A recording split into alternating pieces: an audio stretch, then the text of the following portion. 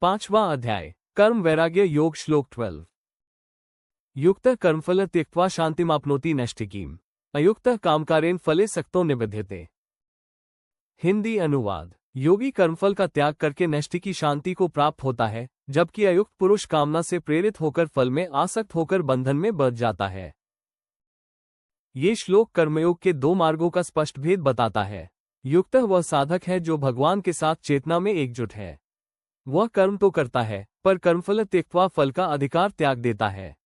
उसका दृष्टिकोण है, ये कर्म ईश्वर की इच्छा से हो रहा है, फल भी उसी का है।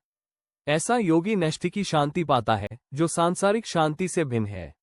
यह वह अवस्था है जहां भीतर बाहर कोई द्वंद्व नहीं रहता, न सफलता का अभिमान, न असफलता का नाश। वह समदृष्टि प्राप्त कर लेता है। दूसरी ओर अयुक्त वह है जो भगवान से अलग, केवल स्वार्थ के लिए कर्म करता है। कामकारेण कामनाओं से प्रेरित होकर वह फल की आशा रखता है, चाहे वह धन हो, मान हो, सुख हो। फले सक्तों परिणाम में आसक्त होकर वह बंधन में पड़ता है। जब फल मिलता है तो लिप्त हो जाता है, न मिले तो क्रोधी, हताश। यह निबद्धिते जन्म मृत्यु के चक्र में बंध जाता है। गीता का क्रांतिकारी संदेश यही है कि कर्म का फल त्यागना ही कर्मबंधन मुक्ति है। जब साधक हर कार्य को ईश्वर को अर्पित कर देता है, तब वही कर्म मुक्ति का साधन बन जाता है। यह निष्काम भाव जीवन को परिवर्तित कर देता है। गृहस्थ हो या सन्यासी, जो फल के प्रति उदासीन रहता है, वही सच्चा योगी है। ये श्लोक प्रत्यक्ष अनुभव भी देता है।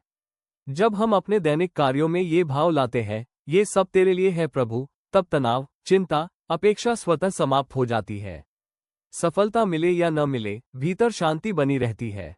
यही नैष्ठिकी शांति है, जो सदा रहने वाली, अविनाशी है।